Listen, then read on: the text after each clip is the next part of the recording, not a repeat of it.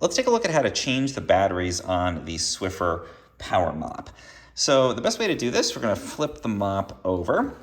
And this is actually the battery compartment on the back of the unit. So we're just going to press firmly on this. You can see it has like a little eject arrow here. We're just going to slide that out. And then we can flip this over. You can see we've got two AA batteries inside of there. And we can just take out the old batteries from this compartment. Just easily pop those out. Discard those properly. And then we can take our new set of batteries and we're going to install them and follow the instructions in terms of the orientation in here. So generally, the flat part of the battery is going to go towards the spring. So we're going to push those in, lock them into place. That one's there. Let's do the other one on the other side. Here you can use any brand of AA batteries, alkaline batteries.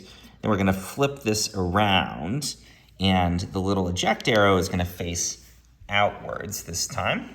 So we're going to go ahead and take this loaded battery box and we're going to slide it in. You can see there's almost like a little channel under here that we want this to go into. So if you just put it on, it's not going to go in. We want to get it into that little channel so that it's sliding in properly. And that's a little bit hard to do. It might be hard to maneuver it, but there we go. If you try to lift it up as you're sliding it in, it won't lift. And we're just going to click that into place.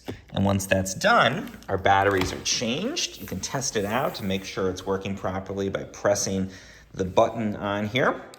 It's going to spray and we are good to go. And that's how we change the batteries on our Swiffer power mop.